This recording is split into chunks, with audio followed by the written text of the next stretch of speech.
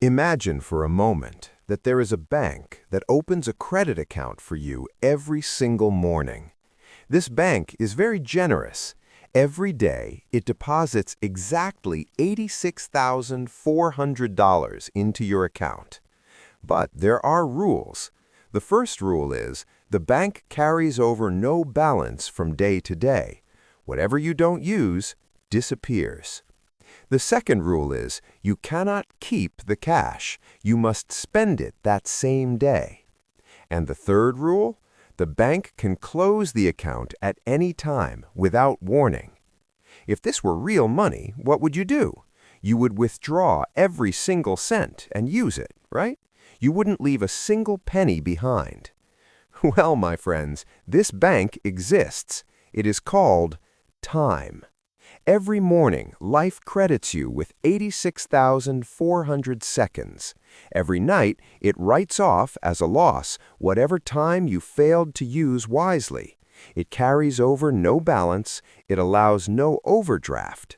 If you failed to use the day's deposit, the loss is yours. There is no going back. There is no drawing against tomorrow. Today, I want to tell you a story. A story about a man who learned this lesson the hard way. It is a story that might just change the way you look at your watch forever. His name was Elias. Elias was a good man. He was ambitious, hard-working, and he had big dreams. But Elias had a problem that many of us have. He was always in a rush. Elias lived his life waiting for the next big thing. When he was in school, he said, "I just want to graduate so my life can begin." When he got a job, he said, "I just want this boring entry-level work to be over so I can be a manager." He was always looking at the clock. He was always tapping his foot. He felt that the time in between the big moments was just wasted time, a nuisance, something to be survived, not enjoyed. One rainy afternoon, Elias was walking home.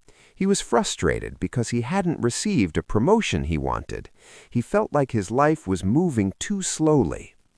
To avoid the rain, he ducked into a small, dusty antique shop he had never noticed before. Inside, the shop was filled with clocks, grandfather clocks, pocket watches, cuckoo clocks, thousands of them, all ticking at once. Tick-tock, tick-tock, tick-tock.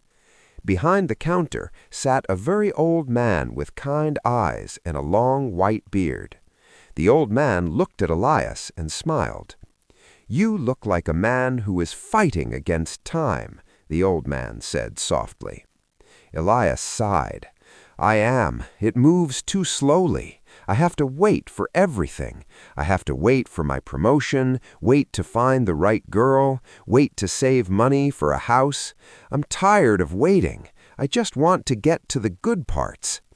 The old man nodded slowly. He reached under the counter and pulled out a small golden box.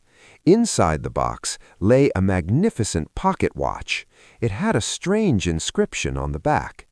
"This," said the old man, "is a special watch. It listens to your heart." Elias was confused. "What do you mean?" "You see that small silver pin on the side?" the old man explained. "Whenever you are in a situation that is boring, sad, painful, or just too slow, you can pull that pin.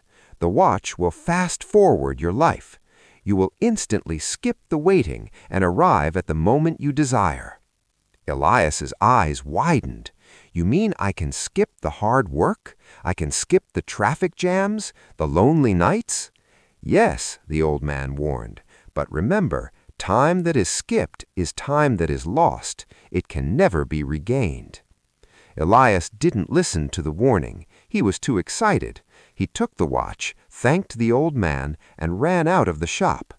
The next day, Elias was in a boring meeting at work. The boss was talking and talking. Elias felt irritated. He touched the watch in his pocket. He pulled the pin. Zap! Suddenly, the meeting was over. He was walking out the door, feeling fresh. Wow, this is a miracle.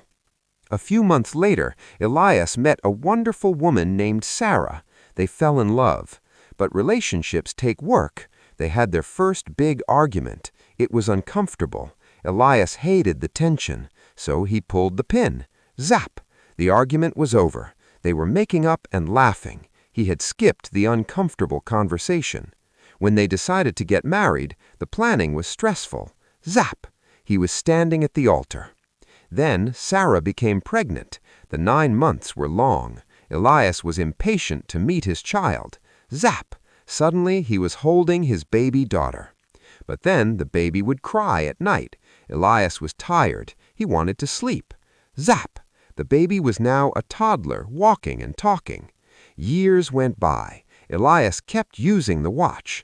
Whenever he felt sick, zap! He was healthy again. Whenever he had to work hard on a project, zap! He was receiving the award. Whenever his teenage daughter was being difficult, zap! She was a grown woman leaving for college. Elias thought he was winning. He thought he was hacking life. He was skipping all the boredom, all the pain, all the waiting. One day, Elias looked in the mirror. The face staring back at him was old. His hair was white. His skin was wrinkled. His back was hunched.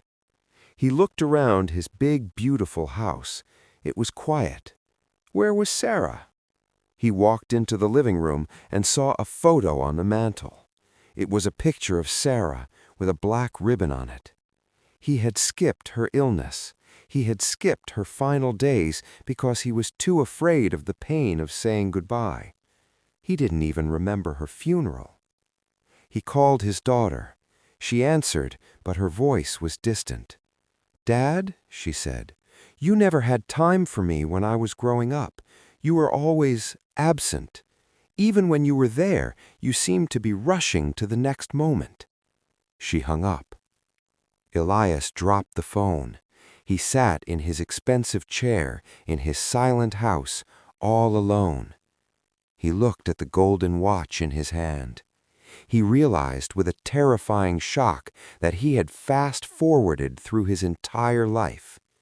He had skipped the arguments, yes, but he had also skipped the growth that comes from solving them.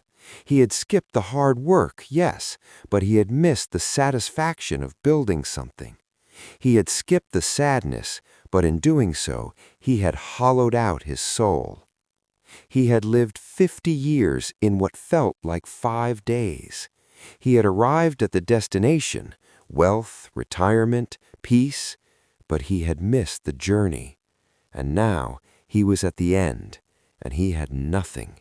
No memories to cherish, no lessons learned, just an empty, finished timeline. Tears streamed down his old, wrinkled face. "I want it back," he whispered. "I want the boredom back. I want the traffic jams back. I want the crying baby back. Please, give me back my time." Suddenly, the room began to spin. The ticking of the clocks grew louder and louder. Tick, tock, tick, tock. Elias closed his eyes, bracing himself. When he opened them, the smell of rain hit his nose. He was standing back in the dusty antique shop. His hands were young again. His back was straight.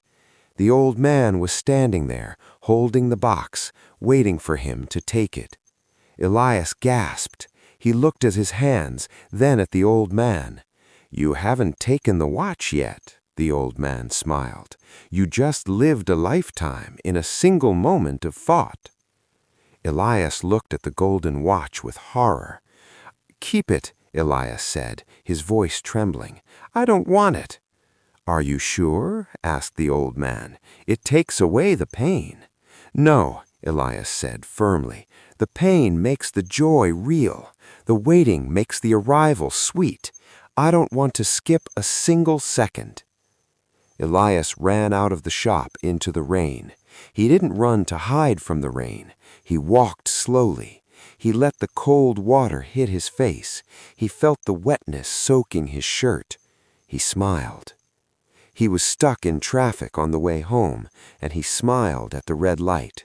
When he got home, he sat through the boring TV show his roommate was watching, and he enjoyed just sitting there. He realized that this moment, right now, was a gift. My friends, we don't have a magical watch, but how often do we act like Elias? How often do you scroll through your phone for hours just to kill time? How often do you say, I just can't wait for the weekend, wishing away 5 days of your life just to get to 2? How often do you ignore the present moment because you are too busy worrying about the future? We are all guilty of it. We want the prize without the race. We want the view from the top of the mountain without the climb. But here is the truth. The climb is life. The time you spend stuck in traffic, that is time to listen to music or think. The time you spend struggling at work, that is time you are building resilience. The time you spend comforting a crying child, that is time you are building a bond of love. Don't wish your time away, because one day you will run out of it. And on that day, you won't wish for more money. You won't wish for a bigger house. You will wish for one more boring afternoon with the people you love. You will wish for one more argument just to hear their voice again. Remember the bank account I told you about? The 86,400 seconds? You got them this morning. You have already spent some of them watching this video. How will you spend the rest of them today? Don't live for the future. Don't live in the past. Live here. Live now. Value every second, even the difficult ones, because once a second is gone, not even the richest man in the world can buy it back.